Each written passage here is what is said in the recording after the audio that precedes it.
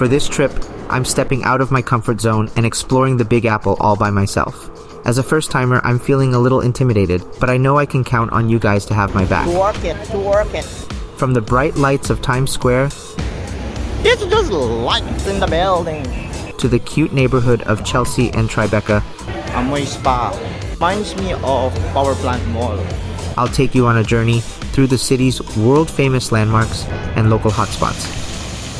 And of course, I'll show you all the best places to eat along the way. So come on, join me on this adventure and let's explore the city that never sleeps together. Yung parang siya pa yung galit. Yeah. Can you move over to the side? I'll just take one picture. Sabi ko, I'm here the whole time because you're always in my shot. Why don't you move? Don't forget to hit that subscribe button and turn on notifications so you don't miss any of my future travel vlogs. Let's go. As I landed at JFK Airport for the first time, I felt a rush of excitement mixed with a twinge of nervousness. I was trying to get the stroller earlier. It's actually locked because you have to pay for it. $6. I had never been to New York City before, so I decided to challenge myself and travel from the airport to my hostel in Chelsea using only the train and my own 2 feet. The landscape changed from quiet suburbs to the towering skyscrapers of the city. Yes, if you smell that much of a joke, I'm just doing my job.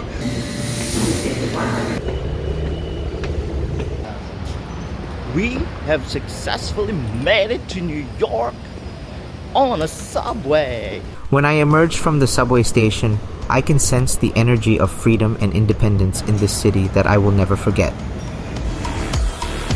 This building, guys. Parang yung sa movie sa Mr. Robot.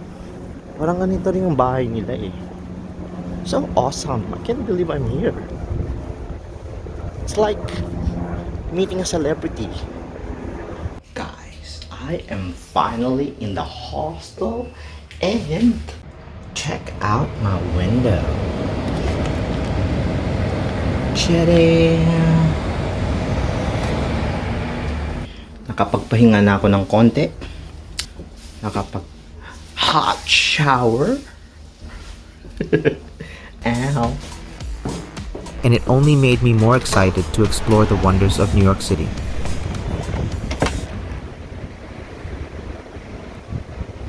First day in New York, New York. Ganda talaga maglipot dito sa New York. Yung mga usually napapunod mo lang sa movies na usually ganito yung settings. Bombastic side-eye, criminal offensive Kita ngayon side-eye. kanina guys. Di ba sila masaya sa buhay nila? Mind your own business. This is New York. What the fuck? First stop is Chelsea Market, which was originally built in the 1890s as a factory for the National Biscuit Company, Nabisco. So guys, itong Chelsea Market ata. Guys, ito ata yung meatpacking district ng New York. Etong building ng ng Chelsea Market. Biscuit factory pala siya.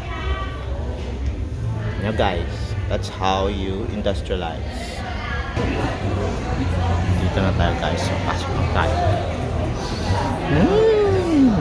Amoy spa. Reminds me of Power Plant Mall. Pero ito, may history. Talagang may heritage to. Ano guys. Bang ganda. After Nabisco moved out in the 1950s, the building was used for various industrial and commercial purposes until it was redeveloped into the current market in the 1990s. Mga New Yorker guys, mahilig sila sa mga ganito. Mga grains and nuts. Yan ang uso sa kanila. Guys, parang gusto ko mag-noodles.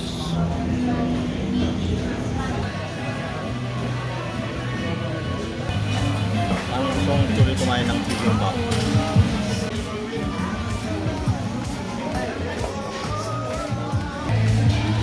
Guys, na-miss ko tong rice meal. Next up, we're heading to Times Square, which got its name in 1904 when the New York Times moved its headquarters to the area. Okay. Ito yung guys. Okay. Here is the picture of Times Square. Nandito naman na tayo. I'm gonna show you the lights. Prior to that, it was known as Longacre Square, and while it's often touted as a must-see attraction, I have to be honest with you guys, it's pretty unimpressive. So that you can see the full view of the lights of the building.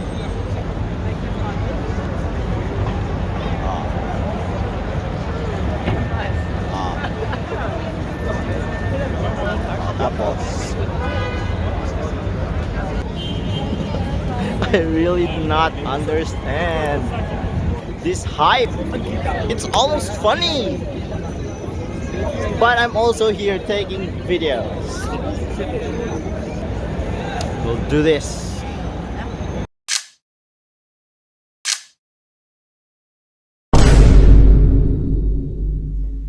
Still worth checking out for the bright lights, but no longer than 15 minutes. So guys, I'm so over this. This should be a 15-minute trip. Then you go away. There's nothing to see here, only lights. It's just lights in the building. Siguro pag upload ko nito, makikita ko, ma-appreciate ko. Pero at this point, nakikita ko ngayon, I just do not understand. The next day, I'm taking a ferry ride to Staten Island, which has been in operation since 1905 and has transported millions of people between Staten Island and Manhattan over the years. Would you believe that riding the station ferry is free? You don't have to pay for anything. I can't believe it. Take a moment and pay attention to the following safety announcements. If you are in need of assistance, please contact. We'll also be passing the Statue of Liberty, which was gifted to the United States by France in 1886 and has since become a symbol of freedom and democracy. Look at her flexing. Flexing those arms. Flexing his arms for democracy.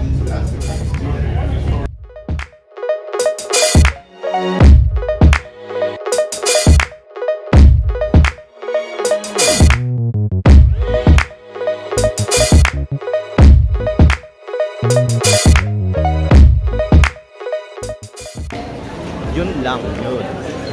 I think they need to do some renovations of the statue because it's starting to erode. Baka pupunta tayo sa building. Kasi guys, super crowded doon guys. And pag pumasok ka doon, parang airport, i-extra ulit yung mga bagahe mo and all that. Dito pa ako sa port, hindi ko na makita kung saan yung Statue of Liberty. It's very far. Guys, if you have the time, go to his website.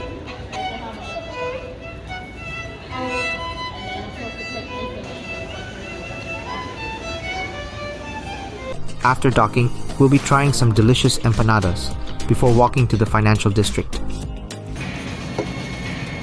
Chili dip, which is yung favorite ko nung bata.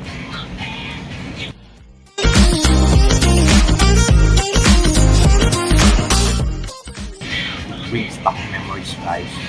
High school is my favorite sandwich. Tapos na tayong kumain.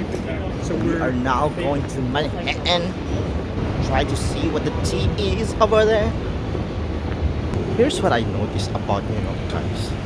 It is exactly what is portrayed in TV shows and movies. Kasi guys, for example, sa ibang cities guys, for example, Paris, it's overrated. It's accurately rated guys. It's portrayed in the movies as something very romantic city, blah blah blah. But in New York guys, kung anong pinoportray nila about New York, yung city, ganon-ganon din siya guys. Eto na guys, ang New York Stock Exchange. It's somewhere in here. Yan na guys, yan. Home to some of the world's largest financial institutions, such as the New York Stock Exchange and the Federal Reserve Bank of New York. As I strolled through the streets, I couldn't help but think back to the Occupy Wall Street protests that took place in 2011, where thousands of people gathered in Zuccotti Park to protest income inequality. This is the exact same place kung saan ang Occupy Wall Street. And it sparked protests worldwide. It led to the creation of the internet bubble filter, which encourages fake news and extremist beliefs, and also inspired the creation of Bitcoin as a decentralized alternative to traditional banking. I also visited the Charging Bull statue, as well as the Fearless Girl, which have become the two polarized symbols of Wall Street and the global financial system. Maraming nakalinya guys to take a selfie shot of the Raging Bull. Kasi dami-dami ng mga tourists. Twerk it. Sabi nila guys, pag hinahawakan mo daw yung balls ng toro, magiging mayaman ka within a year. Bombastic side-eye. Criminal offensive side-eye. Naka-picture na ako sa Raging Bull guys. Unfortunately, may mga stories na hindi lumilinya doon. Nagpo-photo bomb. Nalobat ako.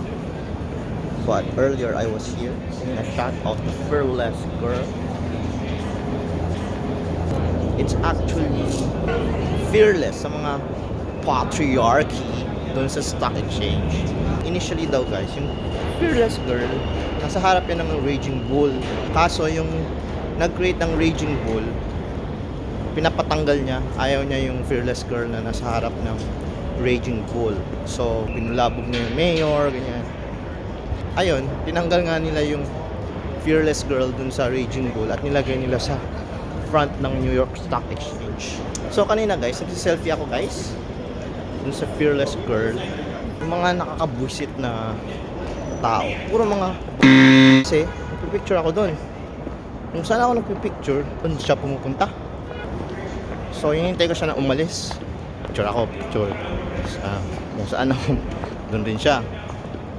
So, siya na nainis sa akin. Yung parang siya pa yung galit. Yeah. Can you move over to the side? I'll just take one picture. You're here the whole time.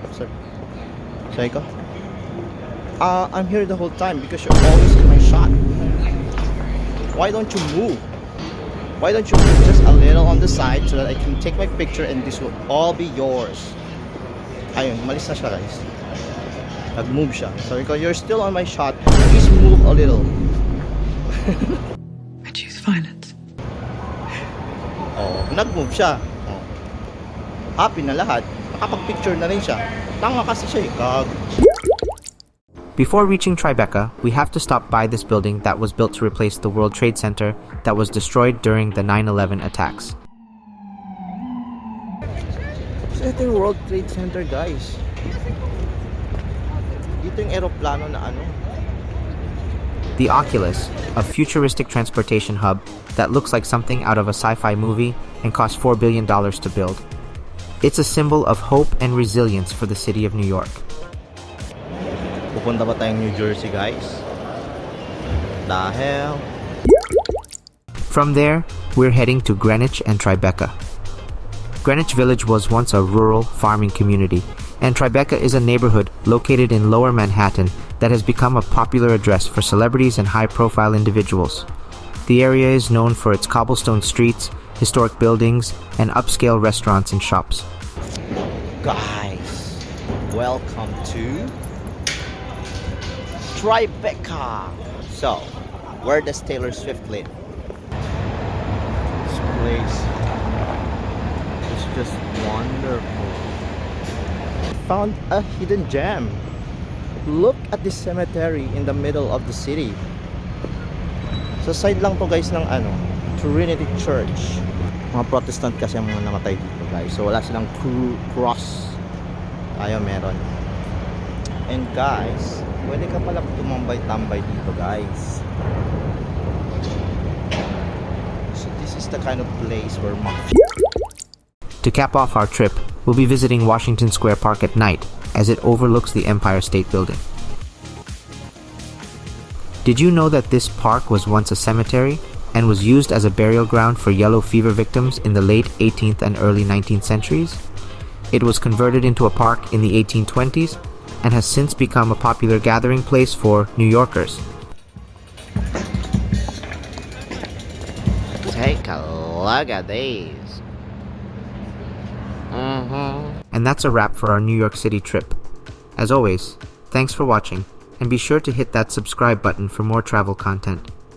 And before I sign off, I'm going to enjoy a delicious milkshake that brings all the boys to the yard. Cheers! Sarap ng milkshake nila. Tapos ko lahat in 5 minutes.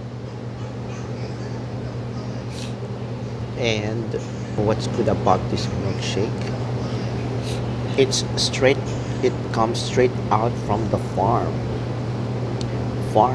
to store directly, so I can still feel the cow's breast. Charot lang, charot.